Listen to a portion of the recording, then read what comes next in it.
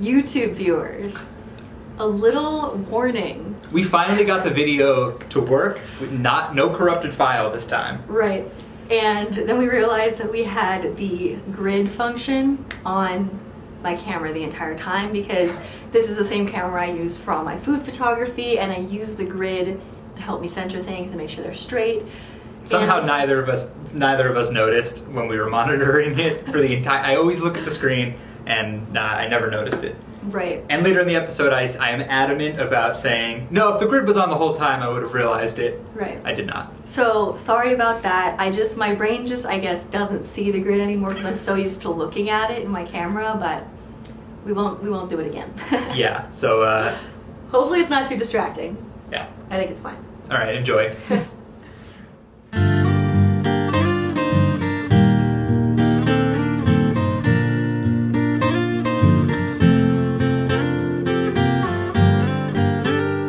Hello and welcome back to the What is Life Dude podcast, everybody. We are your hosts, Eric and Sarah. That was great. Thanks. That was game show material. I am Jeff Probst.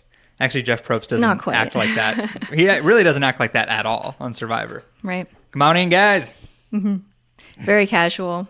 Very in command. Mm-hmm. Anyway, quick note to our YouTube viewers.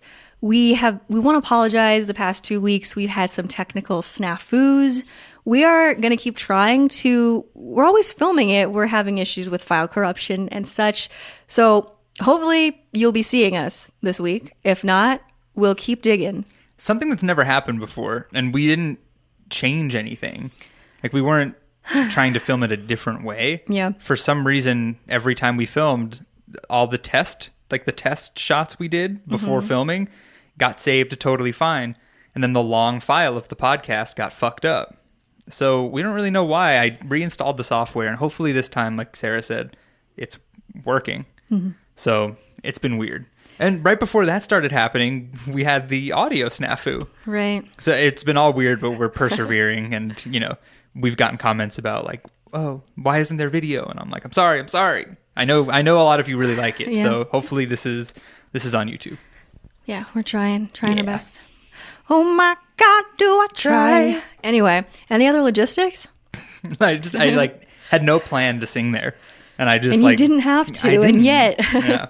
Eric cannot resist a harmony opportunity, and it really aids in what we're trying to do musically. I feel like if you were the main character, the protagonist in like an adventure.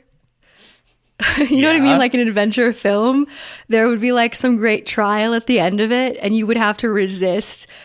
It would be like you're fighting this demon, and he's like singing the most beautiful song, and you have to resist harmonizing with him. And that's all it takes. We're going to have to copyright this idea before Tenacious D steals it to make their second movie. Yeah. Because it literally sounds like Tenacious D. It is Tenacious D flavored, isn't it? Flavored.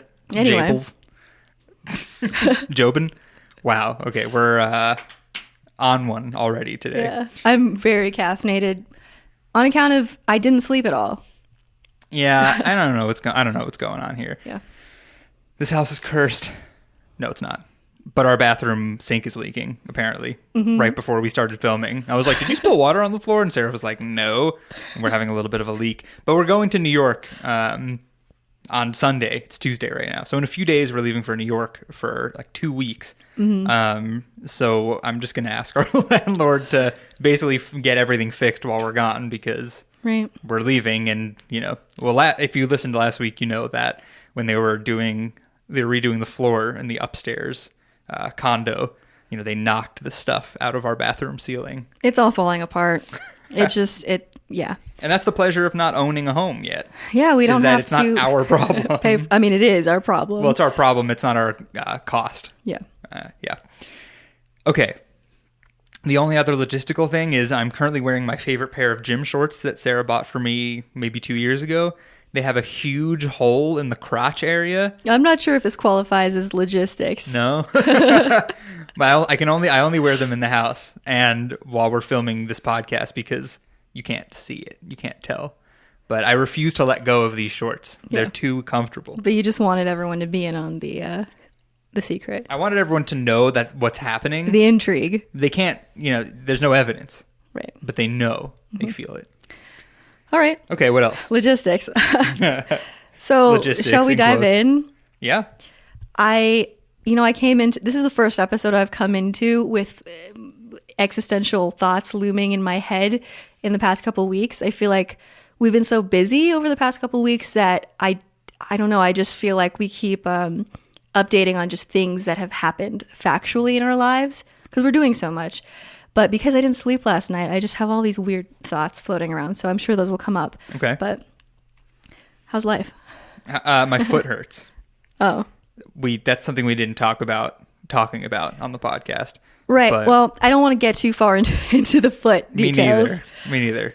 But Eric and I both, I talked about how my knees started hurting. I had tendinitis of the knee for weeks because apparently tendinitis takes sometimes weeks to resolve. It was actually very scary. I'm very grateful that I can walk normally again. But Eric started having foot issues at the same time. Eric's Law. And his have not resolved yet. So Yeah, it got better and better for a while there. And then I don't know exactly what I did, but I feel we're both going to the doctor tomorrow. We both finally scheduled checkups because that's a thing, you're supposed to do and we haven't done in like 2 years probably. When was the last time you got a checkup? I don't remember. A long time ago. So it's good timing. I'm going to ask her what is wrong with my foot. And she won't know. Because she's not a physical therapist or an orthopedist. You might get lucky. Or a periodontist. Right? I don't know. So I'll keep you posted. But it hurts and it's annoying. I'm sorry. Yeah, it's okay. That's it. That's all I had to say about that. Okay. What's on the list? I know you don't like going by the list. I don't. But I don't know where we should go. All right. Well, what have we been working on over the past week? We've been working on new cover songs. We have. It started with wanting to do a cover of the Kid Leroy's Without You. Right. And, we've kind of gone through this thing before where we're like, let's do a pop song that's like super, super popular right now. I have to say, I was very drawn to the song from the first time I heard it. It like just opens with aggressive acoustic guitar. I think it stays acoustic the whole time, right? And just very like gritty vocals. He sounds kind of like Post Malone, a little more edited. I don't know. Yeah, so we were like, oh, let's do a cover of that song. And then we started practicing it and recording it. And we were like, wow, this is extremely hard to sing. Yes. And then we were listening back to the original version. And you can kind of hear how much it's edited. So if there's one really long line that's kind of impossible to sing, he'll just sing half of it and then edit himself in singing the next half of it, which makes it really difficult to accomplish live, actually singing. Yeah. And we're like, oh, yeah, we didn't realize how hard it was to sing. And it became one of those things where we're like, should we was even more do this? stress than it was worth. I mean, the whole thing about like building towards a dream is like, yes, there are some things that are always going to be like not your favorite things to do, but you're willing to do it just in the name of getting a little bit closer to your goal. But sometimes you just don't have to do the thing. Like sometimes you don't have to dig in your heels if something is not fun in the moment, right? Because like the whole point of trying to make something you love your career is that you're having fun, right? And if you're not having fun in the process, then why are you doing it? Or if it's a struggle, believing that the struggle is worth it, right? And for just like a one-off cover song, we do covers half because they're fun and half because, it's just more content to be like, hey, look, we're musicians. But, when people don't know you as musicians at first, they like to hear you do covers. My dad's been telling me this since I was a small child. Yeah. Right. So it's both of those reasons. But when you have a song like that and it's just so laborious and you're like, we're not going to spend like hours and hours and hours in the studio trying to nail this vocal part just for like a quick cover that's or something that's supposed to be quick going on YouTube. It's like, for our original songs, if there's like, oh, this is really hard part to sing, but we got to nail it. Like, we'll nail it eventually. It's just not worth it when you're just trying to like kind of bang out songs just to... Well, we're not trying to bang out songs is the thing. But I would say, I guess what this leads to is that we keep on editing our process or our criteria for selecting cover songs. because you guys know at first we were trying to select things that were like mainstream popular, because the idea was if we're going to put on YouTube, we want to draw in as many new potential listeners as possible. And then we were kind of like, well, we're making these songs that we don't really feel connected with, or we're attempting to, and the entire process is just so like, it becomes so unpleasant and contentious even between us that we don't finish it. Like, I can't even tell you the number of songs we've like started to record and just gotten like tabled, basically. So this led to us going back through our list of songs that we've like rehearsed, covers that we've been rehearsing or had been rehearsing a few months ago. And we're like, hey, let's just pick one of these that we really like a lot and do this instead. So we picked In the Airplane Over the Sea by Neutral Milk Hotel. And it came together. See, that's the thing. We practiced it so much. So it came together fast. And so I guess basically from that experience, I love the song. I've never really listened to any of their other music. That's the thing I'm like sometimes insecure about, is that I've always been, there are very few artists whose entire catalogs I know. I don't really tend to anymore listen to full albums, like in the age of streaming. Obviously, I did growing up because we had CDs. CDs, yeah. Right? And I'm someone who knows like a little bit from every different artist, from lots of different genres. And sometimes I feel like a little bit like imposter, you know? I know it's not really true because music is meant to be, enjoyed and appreciated by everyone, I think. I'm like, I'm covering this Neutral Milk Hotel song that is so meaningful, and I haven't really dived into the rest of their repertoire. Yeah. But like, that's also okay. Like, it's Yeah. okay to just know and love one song by an artist, because like eventually you'll listen to more of them. I mean, we listened to more of them the other day in the kitchen. But yeah, I know what you mean. Yeah, but I think I heard that song for the first time like in 2018. I heard that song and knew Slang for the first time. I think I must have started listening to some sort of indie song and then just let the Spotify radio function take over, and I ended up with those two songs, which are very much like, right? They're like cult hits, right? Yeah, they're Cult like following. Yeah, like they're classic indie songs. Yeah, both super meaningful in my opinion. I really connected with the lyrics, so I felt I felt an obligation to execute them properly. Whereas like with the Kid Leroy, it's a pop song. Not that pop songs can't be meaningful, but this one isn't really, Yeah, I mean, it's meaningful to him, and we obviously understand the meaning. Yeah, it's a bop, but I didn't Yeah. feel quite as like drawn to it, so I didn't feel too torn up when we decided not to pursue it further. But with Aeroplane Over the Sea, I really, really wanted to see it through. Yeah, and we did. So that's what we've been working on cover-wise. Yeah. We're kind of in that like, we're leaving for New York in a few days, so what all do we have to get done? Because, you can do all the editing and stuff on the road on a laptop, but it's like, what do we have to film and record before we leave that we can do post-production on while we're gone? Can I say one other musical logistical thing, which I probably should have said at the beginning about our covers and whatnot? So we will announce this on Instagram and something at some point. So you might already know this by the time you hear this, but we're going to kind of clean up our Spotify, other streaming platforms in preparation for our first song coming out next Friday, which is cool.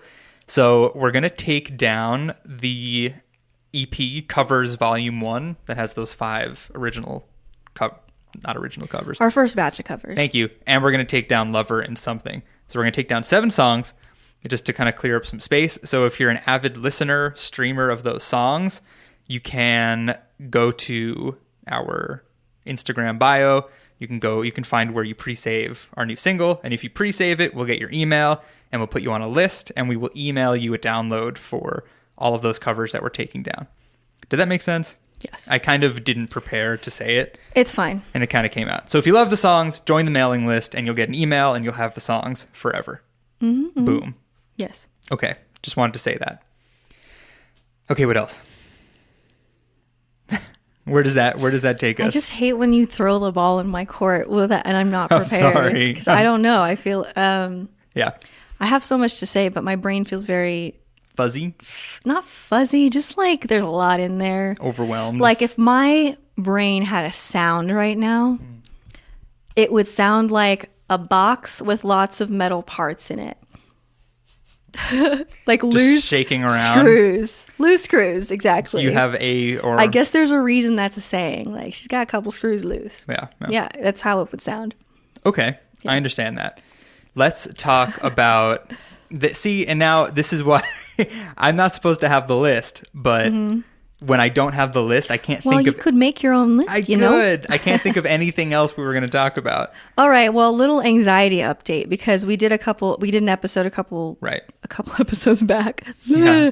where Eric kind of opened up about his experience with anxiety and Maybe a little too much. Well, I got a lot of nice responses and people saying that it resonated with them. Yeah. And it's really important to talk about these things, right? So how's it been going? The update is that it's been almost normal. It's weird when something like that happens.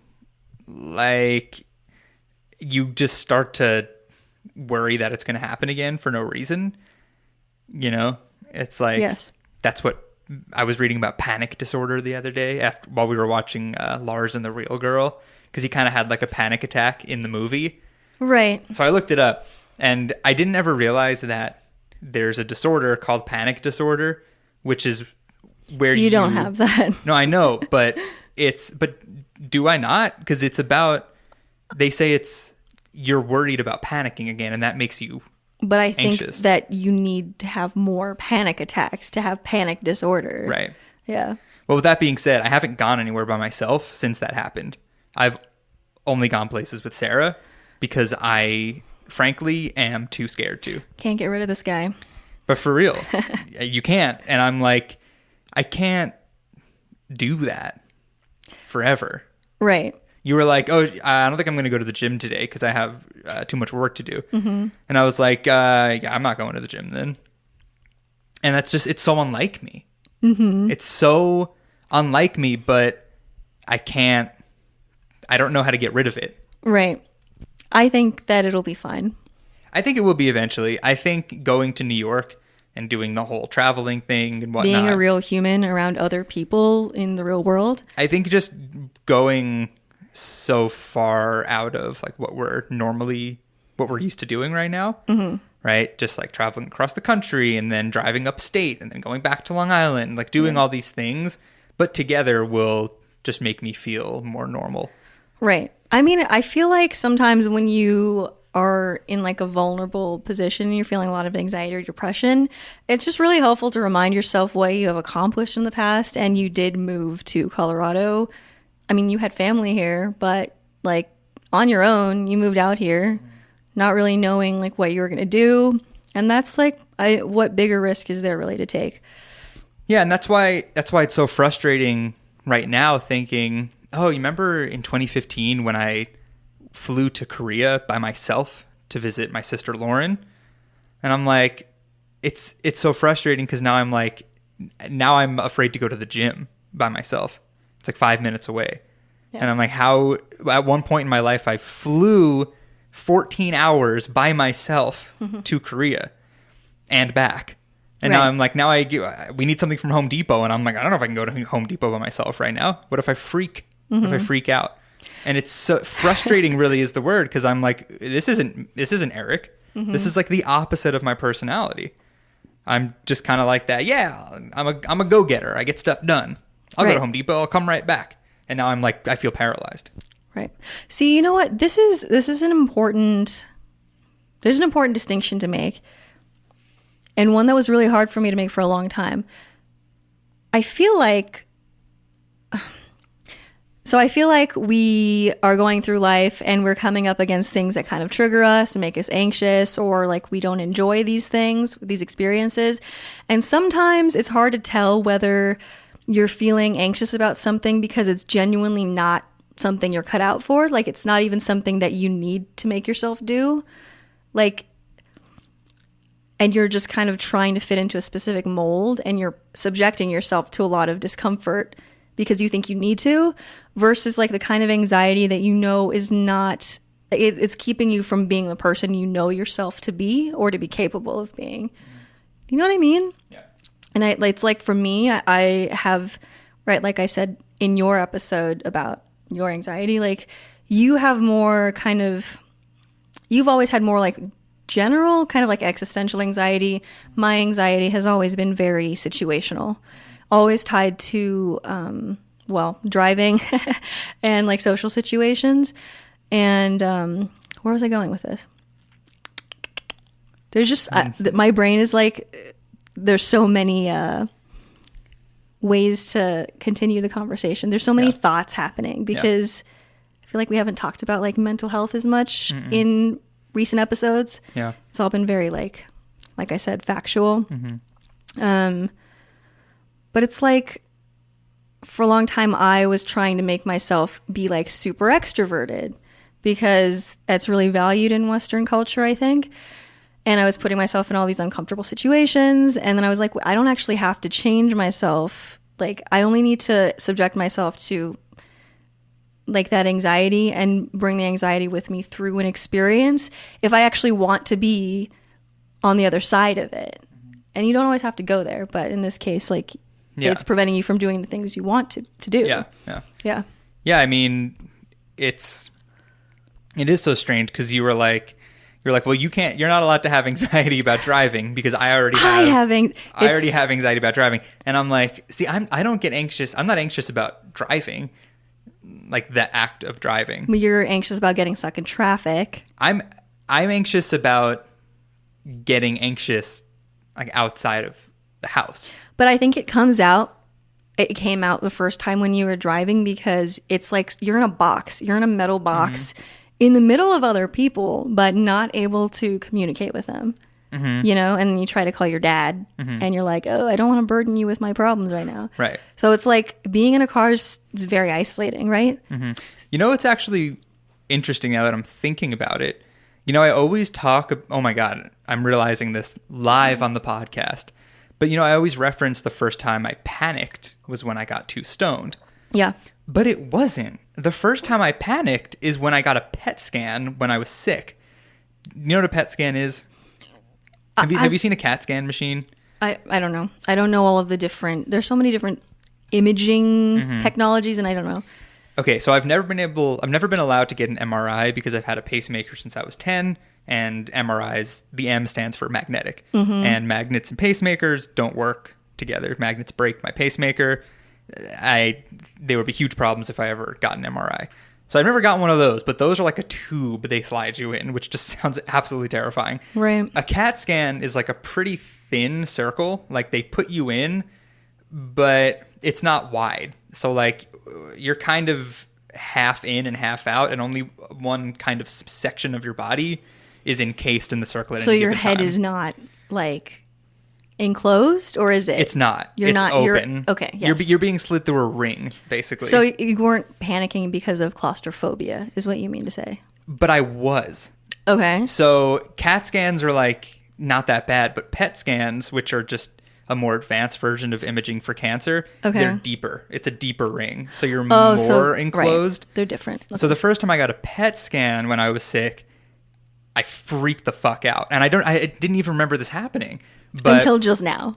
I didn't. Yeah. Wow. Like I did remember it because I was having that feeling where I was like, oh my God, this is the same feeling as being stuck in the CAT scan or the PET scan machine. But I never counted it as like a freak out, a panic attack, right? Right. Or even just having anxiety. Now that I think back about it, I'm like, you can tell I'm like all hyped up now. They prescribed me Valium every time I got an imaging scan. Right. Because I needed to be calm and I couldn't. Yeah. And like, it's just so weird because what I would do is while I was in there, I would just get that like tunnel vision, the shaking, and like just all the panicky symptoms. And what I would want to do is crawl out. Right. Which is terrible. They're like absolutely don't do that because then we have to start over, basically. Oh, okay. So like the thought of, okay, you're not allowed to crawl out. You can't do that. But also you have to crawl out because this is way too small. And I would always envision myself pushing myself out of the thing and just like ripping the IV out of my arm. Because, they have to put the contrast in when they do the thing. Just like ripping it out, jumping out, and running away. Okay. So how many did you have to do? A lot. Okay. And so I probably got like 3 or 4 PET scans and like a dozen CAT scans. Right. Okay. And eventually they started giving me Valium for it. And I'm realizing I'm like, that's the same feeling, that claustrophobic feeling. And then when I get on airplanes, I feel the same way where I'm like, I can't get out of here. I can't escape. And it's always that same feeling. Right. But when I'm somewhere like the gym, I'm like, what am I trying to escape from? Right? So, wow, I just realized that's the same feeling. That's the first time I ever felt it. Wow. I mean, I feel like you're going to keep peeling back layers and you're going to be like, actually, the first time I felt it was... When I was in the womb. Yeah. It was I have to get out. Really it's so stuffy small. in there. Yeah. Or you're like, oh, I was at a McDonald's play place inside one of the tubes. I actually did have a panic attack in one of those. And my dad had to come climb through and get me. Oh. And I was tiny. Wow. Yeah. And he was not tiny. He was a full-grown man. That's just your opinion. I've seen photos of him. He was a normal-sized man. Yeah. Wow. That's terrifying. Yeah. Yeah, so it's the same feeling. Okay, I gotta think about that a little more. Unpack it. Yeah, for real. Okay, well, I'm glad that came out. Me too. But so that's the anxiety update, is that basically I've been feeling frustrated that, sometimes I'm like, I can go places by myself. I can do whatever I need to do. And then it comes time to maybe do them. And I'm like scared. Right. Well, you know what? I you know how I like to, maybe I'm just delusional, but I feel like the delusion is serving me in this case. When I have brain problems like this, I like to tell myself there's a reason I'm experiencing them, as in there's something I'm going to get out of the experience that I'm either going to be able to write about or relate to someone else about, or it's going to make me develop some new dimension of my personality or something. So sometimes, like, the way I cope with those things that seem like very inexplicable and frustrating, I just kind of like have a brainstorm session with myself, and I'm like, if this were happening, like if we're in this simulation and somebody's like programming this experience for me for my own benefit, like what could the motive be? And sometimes it helps.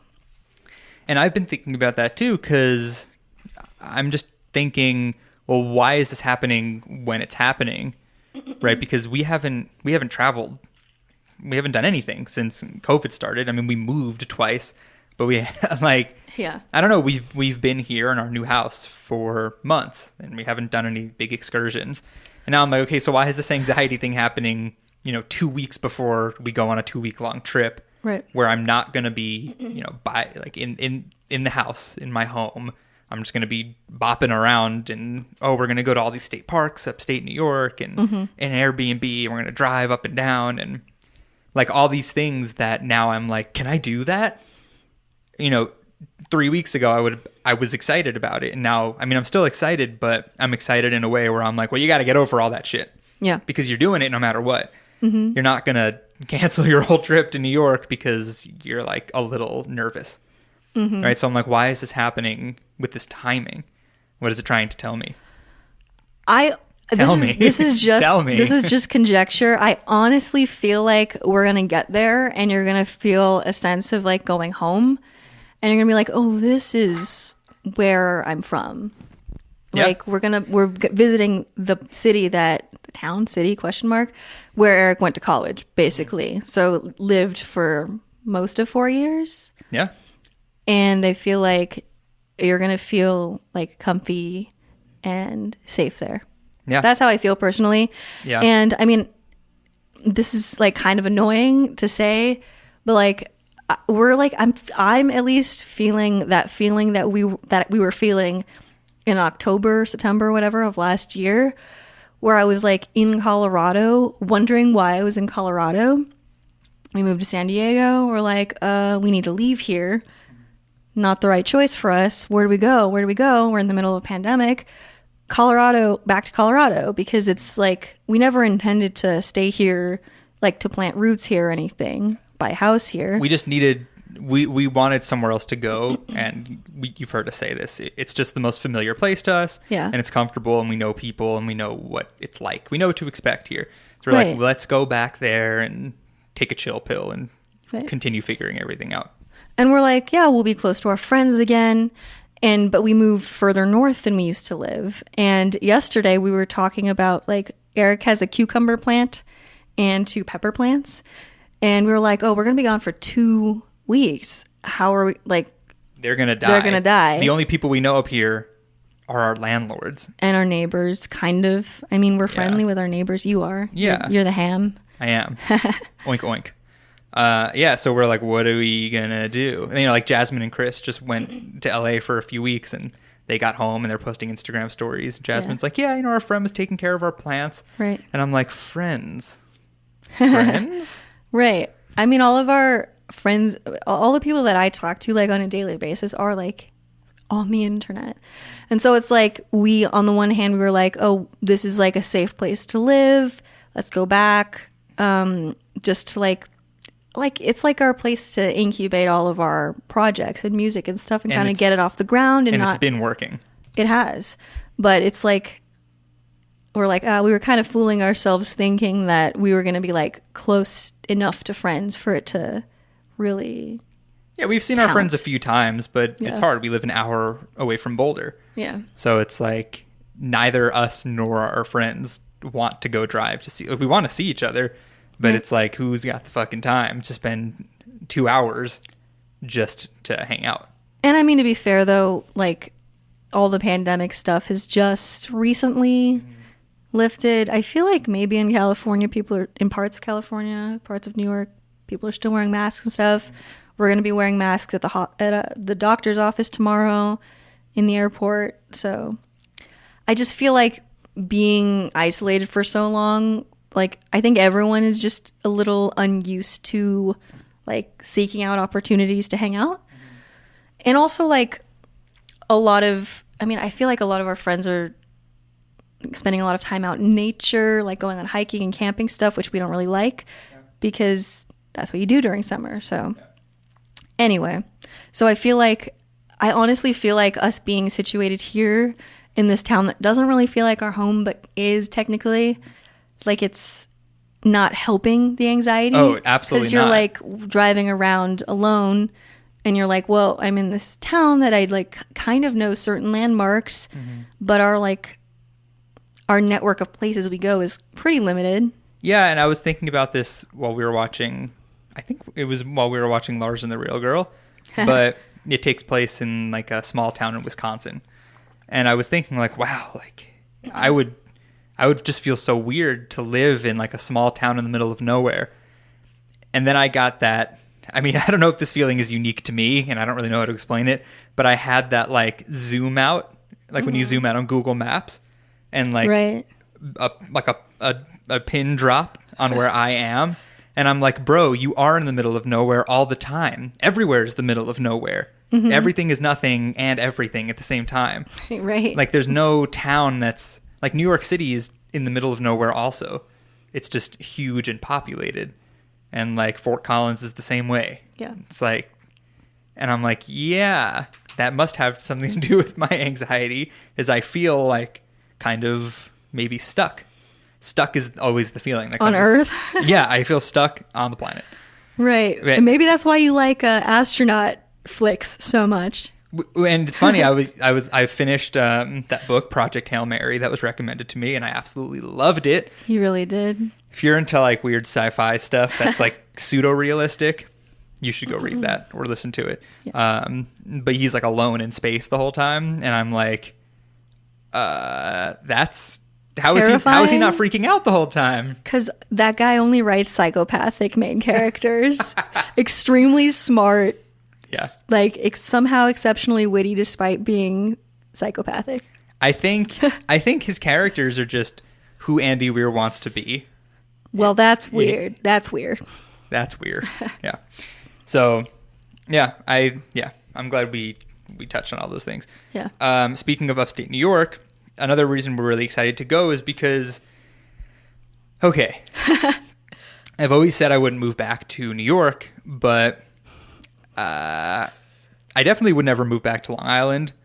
I don't think I would live in New York City. Just watch, like 5 years from now, we're like, I think we gotta move back to Long Island. Yeah, we're moving to, I can't even think of a town. I couldn't even think of a town on Long Island. We just buy your childhood house. I mean, let me just say, one of my sisters is, okay, I don't know if that's, never mind. I never know with my family what we're allowed to divulge. Right. So just gonna gloss on by that. Okay. But we've been thinking, when we were moving from San Diego, we were considering the Pacific Northwest. Mm-hmm. We were like, well, what's like the Pacific Northwest? And I was like, upstate New York, kind of. I mean, it's colder in upstate New York and it snows. But yeah, I don't know. It's just kind of as we're driving through and spending time in Ithaca, we'll just be kind of thinking, oh, what is this like? Right. I mean, and I've lived there, so I know what it's like in the non-summertime. Yeah. But it's just, I don't know. It's just, I really miss the moisture and the humidity from California. Mm-hmm. It is so dry here. Yeah, I mean, that's not really the main reason. I don't know. I feel like there's this eternal hole in my soul, and I'm always like, where do I belong? Where do I belong? I don't know if I'll ever find a place that I really like connect to on a soul level, but it's not here. That's what I know. And I don't think it ever really hurts to be adventurous. Like, we're young still, and I don't know, moving to a new place seems fun. It's not imminent or anything. We're not committed or anything, but it's definitely something we're thinking about. Yeah. So if you live in upstate New York and want to share your experience and opinions. And just to clarify, when we say upstate New York, because I posted on Instagram, if you live in upstate New York, give us recommendations. And people are like, upstate New York is huge. What do you mean? Mm-hmm. So basically, I mean, I feel like Ithaca, and just because I went to school there and I know the town very well, that's the furthest from like New York City we'd move. Didn't you say like the city planner or something, the designer of Ithaca designed Boulder too? Mm-hmm. And Burlington, Vermont. Right. Yeah. So we love Boulder. Mm-hmm. Too expensive though. It is, yeah. And it's just it's too much. It's really nice. Yeah. It's just too much. There are a lot of people there. Mm-hmm. Like a lot of people there for a very small area. Mm-hmm. Ithaca's just like a mini Boulder, which is why I wanted to go to school there. So if you live in upstate, just know we're referencing kind of, I don't know, Hudson Valley. Listen, I love my family. I don't want to be more than like 2 hours from them. Or sorry, I don't want to be less than 2 hours from them. So love you guys, but you know the drill. So just kind of, I swear to God, you're going to spend more time visiting them than you think if we end up moving there. I mean, you're like, I think I'll see them, twice a year. And I'm like, you're going to just go watch like every single weekend Mets game with your dad. I'm like, bye. Yeah. Not if we live in Ithaca. I'm not doing a 5-hour drive every weekend. Never say never. Never say never. You know what I'm saying? Yeah. All right. Though, it would be cool if we lived in Ithaca. We could go see the Syracuse Mets play. They're only like an hour from Ithaca. That's the AAA affiliate of the Mets. It's their highest ranking minor league team. Right. Yeah. I would take you. You'd like it. Mm-hmm. You'd like it. Yeah. Right. Okay. So that's what we're thinking. I don't know. It's like, it's the same vibe as the PNW. It's like a lot of forests and greenery, and I don't know. I mean, I wanted to grow the cucumbers here, and everything's just like dying because it's so fucking hot and the air quality is so bad. It's terrible here. Mm-hmm. Well, it's okay. It's so funny to like have this chronicle of our lives out there that's like told from our perspective, which is constantly changing. Mm-hmm. And just to like go back on all the things we said. And on the one hand, I feel like a little self-conscious about it, but also I think it's important to, I don't know, show that we are changing, and sometimes we're wrong. And sometimes it's okay to like make a mistake and then just reevaluate. Yeah. Yes, absolutely. And it's important because people need to know that not everyone has to grow up and get a quote unquote real job and buy a house in one place and never move. Yeah. And just live. I mean, it's great if you do that. It's great if you do that. But I know there are a lot of people like us who aren't doing that and are like, yeah, we're working, but we're trying to make our dreams come true, and we don't know where the fuck we want to live or settle down or buy a house. Or do for work. If you've been, following me, like I'm just up and down with like my relationship with my job and music, and it's just crazy. And it's really hard, but it's okay. I was talking to my dad. So I think in the last episode I was saying how I had to go bring my car in to get looked at. So I did, and I drive a 2008 Toyota RAV4. So Toyotas are very great cars, but 2008 is almost 15 years ago. And it's just, stuff just gets old and you got to replace it. So last year, as I've told on the podcast, I ran over a bolt and they had to replace all 4 of my tires, which sucked. So then I brought it in. But you had replaced a singular tire like 2 years prior. Yeah. Way too often. Yeah. But basically I brought it in and they were like, yeah, this is wrong. And also your brakes and your rear or your front brakes are shot, and just many things. You got to fix a bunch of stuff. So if you had gotten all of the things that were on that list fixed, how much would it have cost? $2,000. Yeah. Yeah. So I went with the tell me the safety hazards and I'll fix those, because they were like, yeah, your shock absorbers are whatever, and it's going to be less comfortable to drive on the highway. And I'm like, I don't care. I just want my car to be safe and I want it to work, and then I can sell it eventually. So I took the cheaper option, but my car is not a safety hazard anymore. But I was texting with my dad about it, and I'm like, it just sucks, like having to spend all this money on this car right now, because I don't even drive it that much. We drive Sarah's car a lot because it's tiny and fuel efficient. And newer, right? Yeah. So he was like, yeah, I know, that sucks, and welcome to being an adult. And I'm like, and I know I could go get a normal job at any time. And he's like, but once you're like a successful, famous musician, none of this will matter. Sure. And I'm like, thank you. And I don't know. My family's just always very supportive of mine, and now yours, because our dream is the same. We're doing the music dream together. They're just very supportive of us living our unconventional lifestyle in hopes of making it, Mm-hmm. So that's always nice. And if you're out there and you're doing the same thing, we are in support of your dreams. Right. Because that's all we got. That's all we got in life. I just wanted to share like a only tangentially related little anecdote.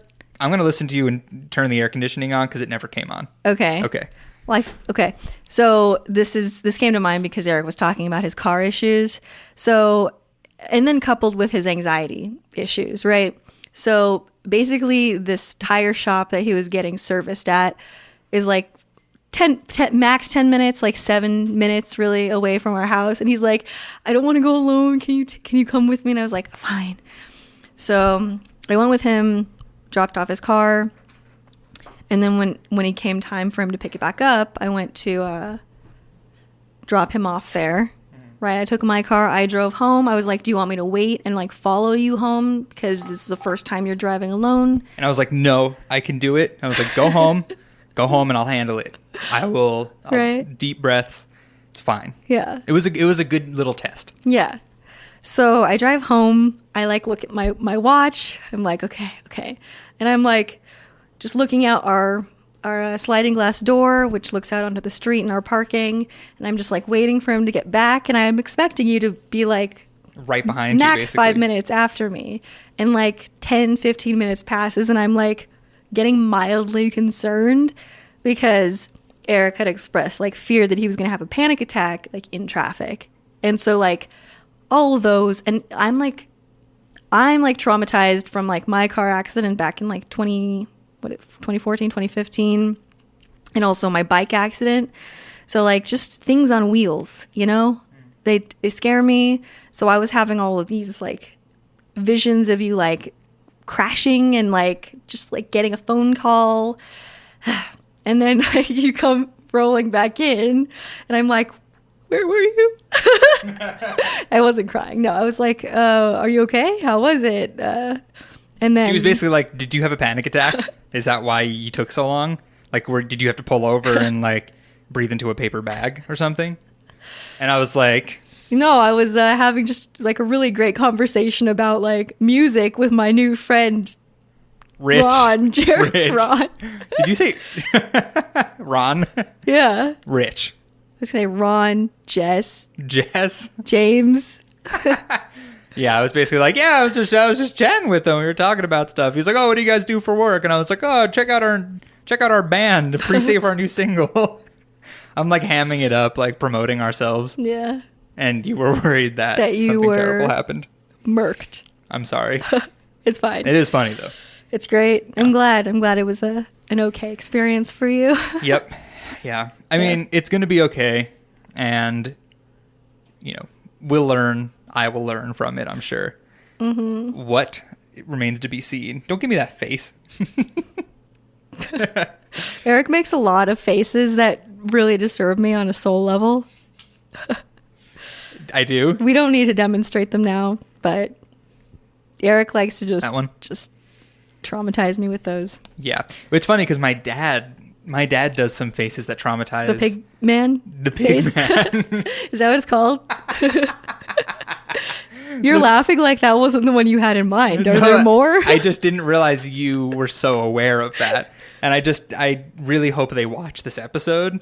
I don't think my dad and my stepmom listen to it unless there's a video on YouTube. Mm-hmm. So hopefully this video actually comes out so they can watch it and hear you reference the pig man. Well, I just remember we visited them the last time, which honestly feels like I just Decades can't believe. Ago. Yeah. And we were eating like Chinese takeout outside on their beautiful backyard. And like for some reason the pig man came up.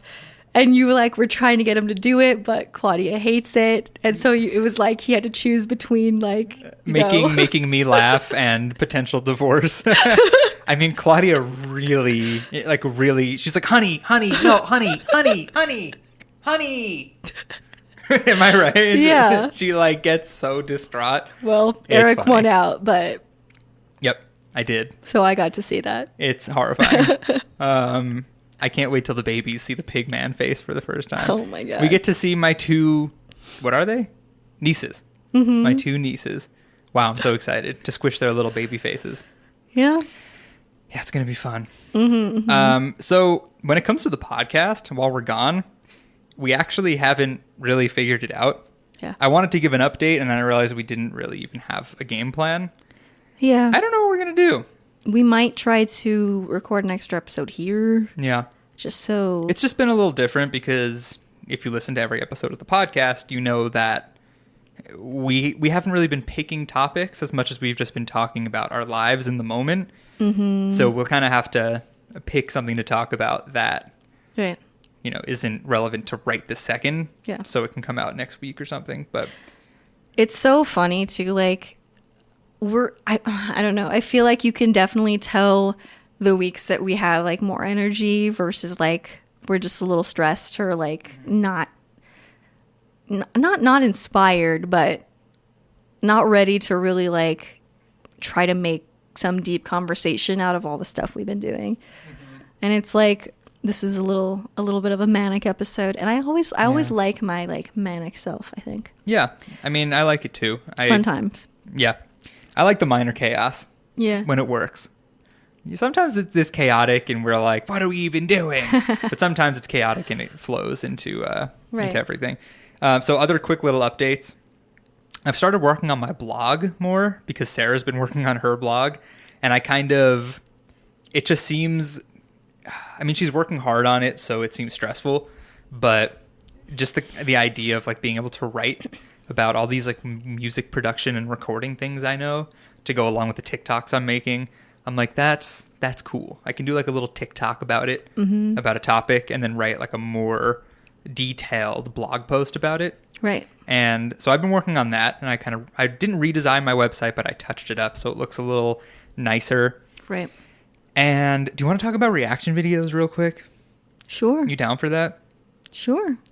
Okay. Last summer, we did a few reaction videos on our Cute Threat YouTube channel, and we've been talking about ways we can kind of wake up our YouTube channel again. Okay, well, also just to give context, if you're not familiar, I think this is like a really popular new format. It's like trendy now on YouTube to just react to things. So it's like musicians react to this live performance by this artist or this music video, or, you know, I feel like it's so popular that Bo Burnham spoofed it in his latest special. And now people are reacting to his reaction to his reaction. His fake reaction video in the special. That was a highlight. Yeah. So go ahead. So last year we were like, what's popular to react to? So we saw our, I was going to say our friend, but neither of us are friends with her, but she's like a contemporary vegan YouTuber, Cami Pettin.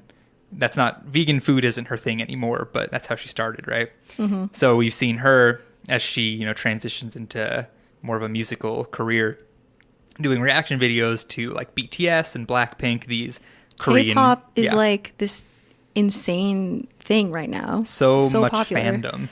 We were like, oh, we should do that. So we did a few last year, and like just so many views. I'm talking like 300,000 views.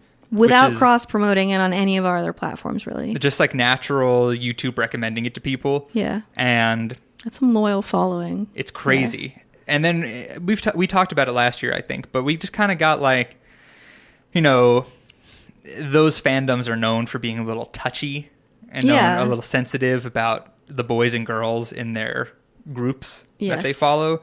So if you say anything like remotely negative, they kind of attack you for it. Right. And we just kind of got this weird like, do we want to do that? Are we a cult? Right. Yeah. But now we're kind of thinking about it again. We're like, well, now that we have music coming out, like it could be cool to just get some more views on stuff like that. So we were kind of brainstorming this morning and talking about K-pop groups and also non-K-pop groups that we can do reaction videos to. And I just feel excited about doing it. Right. And I think it's because we have original music to promote now. Yeah. And not just covers and whatnot. Also, I think like our approach to those types of videos will be a little bit different. Like I didn't feel like quite as connected to like musicianship at the time, and I felt like a lot of what I was reacting to is more the aesthetic of the music videos than the actual music. And I feel like now you and I have kind of carved out our different roles as we're creating music, and that can come through in our dissection of other people's music, and we can branch out and do different genres. And I feel like, I'm glad that we like are doing those reaction videos was our introduction to K-pop and BTS, which I'm glad that I had, because it's not really like anything that is happening, in America right now. Yeah. It's like so different. Yeah. Yeah. Yeah. So I'm excited to get that rolling again, just because for some reason it sounds much more fun than it did last year. Right. Yeah. Isn't that funny? Like, it's just as you grow and like learn more about yourself, like your opinions about different activities change and like about what you're willing to do. So it's like you and I have both done this, just trying to figure out exactly what space we want to occupy, like on YouTube and social media, and trying on so many different, personas, I guess. And you're like, I don't really want to write. I think I want to make these types of YouTube videos. And then you're like, I didn't really feel like, I feel like there's this comfortable place. And once you like make something that feels really authentic to that, it's like, like it feels good. But it's hard to know until you've, I don't know.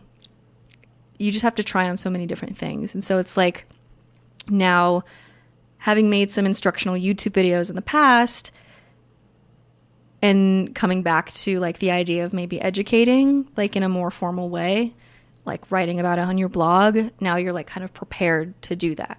Whereas, I don't know, you had to try on different things before you. It just takes a lot of trial and error in anything to figure out what's the perfect move for you. Yeah. Right? That's what I've been going through lately. Like a couple of months ago, like right before we left San Diego, I like made this, it was like an unofficial kind of like announcement. I was just ranting in my Instagram stories, and I was like, I have tried to make the food blogger thing work, and it's just not me, right? It's not working. And now months later, I find myself really enjoying the food blogging again, but like the pure blogging aspect of it, as in writing recipes, publishing to my website, photographing, some recipe development. And I'm like, oh, the reason why I was so averse to like it made me feel so icky was because I've always told myself YouTube has to be my primary thing, because it's always been my primary income source, I guess, for the past few years. And I thought, like, I can't be a food blogger if I'm not continuing to produce for YouTube. And now I'm seeing, like, it's the whole expanders idea that we haven't really touched on in a long time, but like, it's definitely possible to make a full-time living, and a really good full-time living just making written content online if you're doing it properly and really going all in. And I'm like, oh, I don't, like, for the time being, like, I'll make the type of YouTube content that doesn't take too much energy from me, that makes me happy. And I'll dig a little bit deeper into this aspect of my job that I really do like. So it's like, sometimes when you want to distance yourself from a specific, like, I don't know, title or job or, I don't know, activity, like, sometimes you just need to tweak it a little bit and ask yourself, like, what you think you can't let go of that you're making yourself do. I don't know. Yeah, absolutely. Yeah. And for me, it's just like we were talking about, just trying new things. And like, is this what I want to be doing? Mm-hmm. You know, and just making a few instructional, informative TikToks about music production. You know, like I made a 1-minute TikTok about like different kinds of headphones to use in your home studio, and it got like 3,000 views. And I'm like, what? And a bunch of comments. I'm like, people care and like it. Yeah. And I'm like, okay, I got to keep doing that. And then that led to the blog thing, because I'm like, I can't put enough information in there, right? Huh. We have a grid on our screen now. Oh. That's interesting. Never seen that before. All right, well, I feel like I have to scoot down so you can see my face. Yeah. Well, I guess just to wrap it up, I think what's interesting is that both of us are kind of transitioning to making content that is more focused on educating people, like creating value for people. I've struggled with YouTube because I feel like the platform is so fast paced and the algorithm is so, like, just exacting. It's like sometimes you can't really, you know, if you're thinking about making a living, you can't really put as much time into things as you'd like to polish them and make sure that they're, you know, as high quality and useful to other people as you want. Because, like, things aren't really evergreen on YouTube, usually. Like, usually you get views for the first week, maybe 2 weeks if you're lucky, and then you get some residual views. But like, blogging is just different. Like, you can write a really good, like, well-structured, detailed, thorough blog post and, like, keep coming back to it year after year, editing it, keeping it relevant, and it can keep helping people. And, like, there's something about that is, like, really just satisfying. And also knowing that, like me running a recipe blog, I know that people visiting my blog are looking for recipes that will help them achieve a specific outcome. Whereas, like, you don't really know always people's motives on YouTube. Like, sometimes they just want to be entertained. And you're like, well, am I trying to teach you? Am I trying to just entertain you? Am I trying to make you laugh? Am I trying to make you calm? Am I just trying to create, like, a pleasant visual experience? And it's like, it's hard to know. I don't know. Yeah. I think that's a good thing to take note of. Yes. Yeah. Moving forward. Forward. Are you extremely disturbed by the grid? I feel like you are. I'm not disturbed. I'm just I don't know why it came on the screen. I wonder, did you see it, like, flash on? No, but I looked over and it was there. If you don't know, if you're just listening, where, you know, we monitor our camera and it just pulls the feed from the camera, so we're seeing a grid on our playback. I wonder if it's been on here the entire time though, and we just didn't notice it. No, I would have noticed. Okay. Oh yeah, I would have noticed. Okay. Well, and this is what happens when you make everything by yourself. We don't have an assistant that can, like, fix this. Right. So sorry. Well, Maybe we should wrap up just in case anything else goes haywire. Yeah, God, I say this, I've said this for the last 3 weeks, but I really hope the video works this time. Yeah. I have a feeling it's going to. I think so. Though I think I said that last time. I'm hopeful. Okay, me too. Last thing before we wrap up, I know we mentioned this, but if you want to hear our new song, if you're a Spotify user, if you want it to pop into your library, you can pre-save it now. It comes out on Friday, July 23rd. And if you pre-save it, we will put you on a list and we will email you a download of Covers Volume 1 and the Lover/Something cover split. Mm-hmm. You can go to the link in our bio on Instagram, and I'll put the link in the description too for that. So we would really appreciate it. It helps us, and we love you. Mm-hmm. And we cannot wait for you to hear our first song. And with that being said, we'll talk to you next week, probably from New York. Is there anything else you want to say? Mm-mm. All right. Well, then it's time for our supporter shout out. Hi, guys. We're pausing this conversation for a few moments to give a big thank you to our supporters. These are our listeners who make a monthly contribution through Anchor, which is our hosting platform. If you'd like to become a supporter as well, you can visit anchor.fm/whatislifedude and click on the support button. And if you enjoy the show, another great way to support us is by giving us a positive rating and a review on iTunes. Just takes a few moments and it helps new listeners find the podcast so we can continue to grow our community. So thank you so much to everyone who supports us in one way or another. This podcast wouldn't exist without you guys. So without further ado, shout out to our Anchor supporters: Inga, Mel, Morgan, Jennifer, Scotty, Glenn, Kevin, Jessica, Marie, Nina, Izzy, Reem, Alexis, Annalise, Nadia, Merv, Nicole, Teresa, Kelsey, Anna, Megan, Samantha, Dylan, and Sarah.